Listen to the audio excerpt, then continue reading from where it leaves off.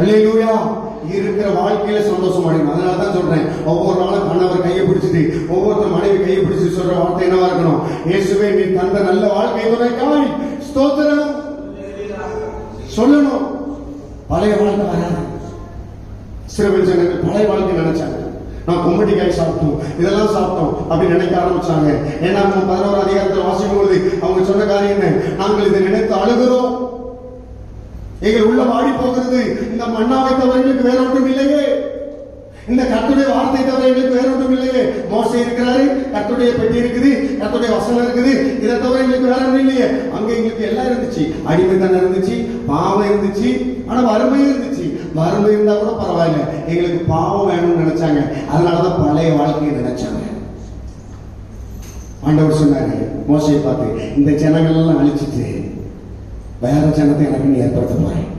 உடனே மோசே சொன்னாங்க, இல்ல ஆண்டவரே, எகிப்திலிருந்து கொண்டு வந்துட்டீங்க, உங்களை கொண்டு சேர்த்துருங்க.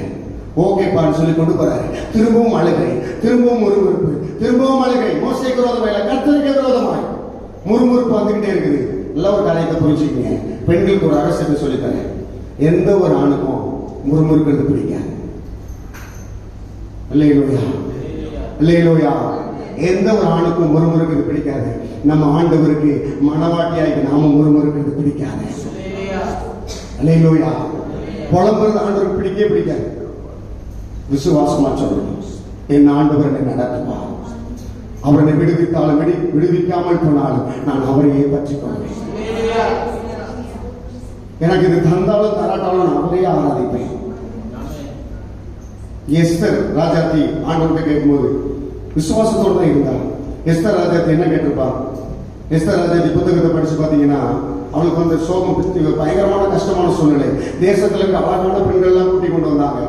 அவங்க எல்லாம் அப்படியே ட்ரைனிங் கொடுத்தாங்க, அழகுபடுத்தினாங்க, சாப்பாடு போட்டாங்க. நிறைய பொண்ணு நல்லா சாப்பிட்டு உண்டாயிடுச்சு, ரிஜெக்டட்.